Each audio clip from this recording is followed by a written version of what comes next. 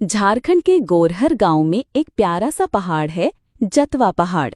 चारों ओर हरियाली, जंगल और शांति से घिरा ये पहाड़ सिर्फ एक प्राकृतिक सुंदरता नहीं, बल्कि एक रहस्य भी समेटे हुए हैं। पुराने समय में गांव में जब भी शादी ब्याह या कोई त्योहार होता, लोग जतवा पहाड़ के पास जाते और वहां से अपनी जरूरत का सामान मांगते। कहा जाता है इस पहाड़ में एक चक्की थी जो देवता के रूप में मानी जाती थी। वो चक्की खुद ब खुद चलती थी और गेहूं, मुंडवा, चावल पीस कर देती थी। शादी में बर्तन तक वहीं से मिल जाते थे। लोग उसे चमत्कार मानते थे। पर इस चक्की की सबसे बड़ी खासियत थी उसकी रक्षक शक्ति। जब गांव में कोई चोर आता तो चक्की रात में तेज घूमने लगती और जोर की आवाज करने लगती। इससे गांव वालों को चेतावनी मिल जाती और वे सतर्क हो जाते। एक दिन कुछ चोरों ने सोचा कि इस चक्की की वजह से हर बार हम पकड़े जाते हैं, क्यों ना इसे ही चुरा लें। वे रात में आए और चक्की को तोड़ने लगे, लेकिन जैसे ही वो चक्की का हिस्सा लेकर भागने लगे,